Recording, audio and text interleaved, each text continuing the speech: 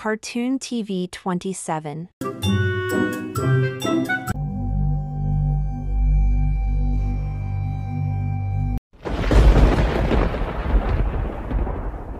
গ্রামের নাম মুকুন্দপুর। বর্ষাকালের একটি গা ছমছমে সন্ধ্যা।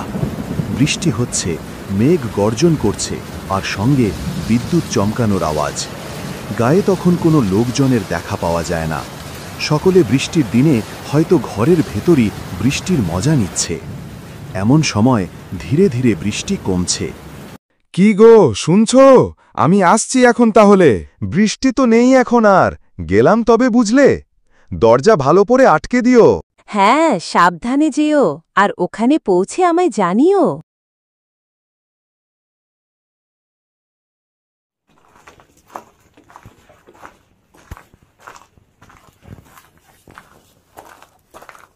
গিন্নি বোধহয় ঠিকই বলল তখন, যে এই এত রাতে বের না হতে।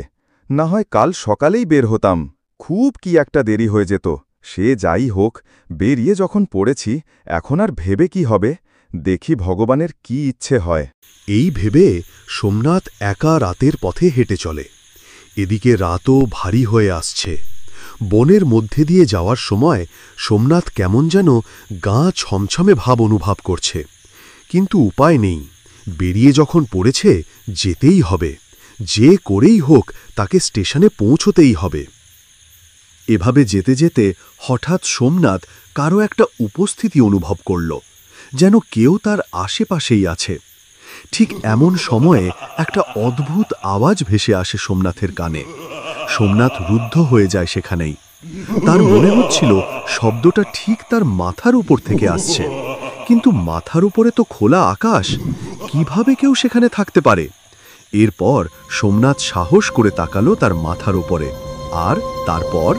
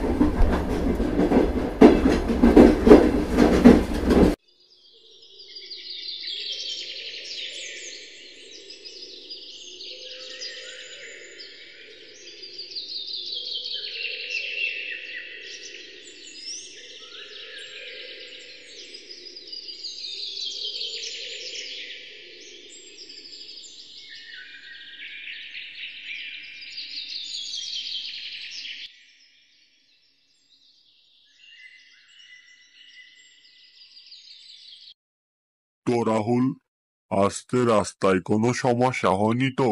না কাকা বাবু, তবে আরেকটু হলেই ট্রেন মিস করে ফেলতাম। আসলে আপনার বৌমা সকালে ডেকে দেনি তো, তাই। কাকিমাকে তো দেখছি না কাকা বাবু, কোথায় গেছে উনি? সে তো 2 দিন আগে বাপের বাড়ি গেছে। তার বিধবা বৌদিটার শরীরটা ভালো নেই, বুঝলে বাবা। যাই যাই বাপ। ও আচ্ছা, আপনি একাই রান্না বান্না করে খাচ্ছেন কাকা বাবু? একা থাকতে সমস্যা হচ্ছে না? আপনারও তো বয়স হয়ে গেছে, বলুন। এর মধ্যেই আবার আমি চলে আসলাম। তাতে কি হয়েছে? আমার একা থাকতে বা খাওয়া দাওয়ার কোনো সমস্যা হচ্ছে না। রান্না বান্না করার জন্য তো বৌমা আছেই, তারাই রান্না করে এই বাড়িতে এসে দিয়ে যায়। হ্যাঁ, আর আপনার সাথে থাকার জন্য তো আমি এসেই গেছি।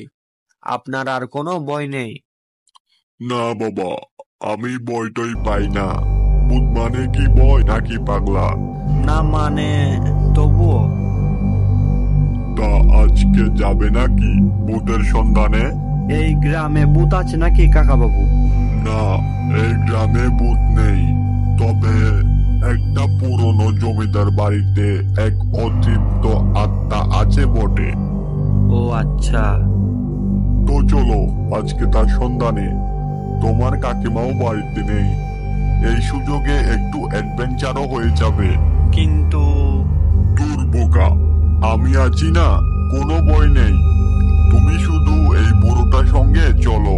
ও ঠিক আছে কাকা বাবু, দুপুরে খাওয়া দাওয়া করে বিকেলের দিকে যাব না হয়। আরে পাগলা, ভূত কি বিকেলে থাকে নাকি?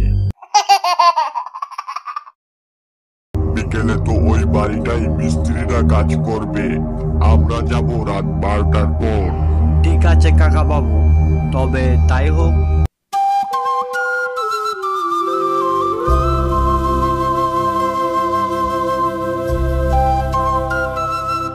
চলো রাহুল, বেরিয়ে পড়ি। হ্যাঁ কাকা বাবু, চলুন। রাতে তো কিছু দিয়ে খাওয়ালেন না, হাঁটতেই পারছি না। অন্ধকার রাত, গ্রামে বিদ্যুৎ নেই, জোর হাওয়া বইছে। এমন এক রাতে কাকাবাবু আর যুবক রওনা হয় এক জমিদার বাড়ির উদ্দেশ্যে। লোকমুখে শোনা যায় সেখানে রাতে নাকি দেখা যায় এক মৃত নারীর ছায়া, যার চোখে জলে আগুনের শিখা।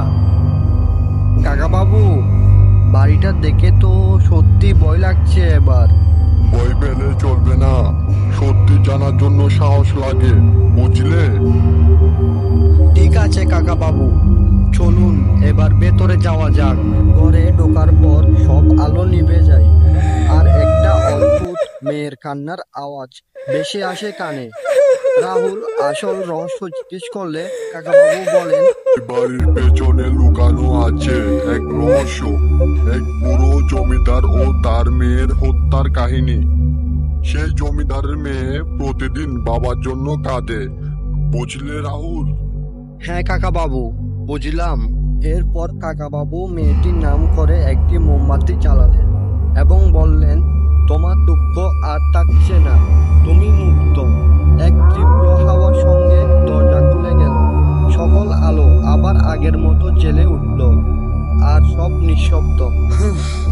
এটা সত্যি একটা আজব অভিজ্ঞতা ছিল কাকাবাবু।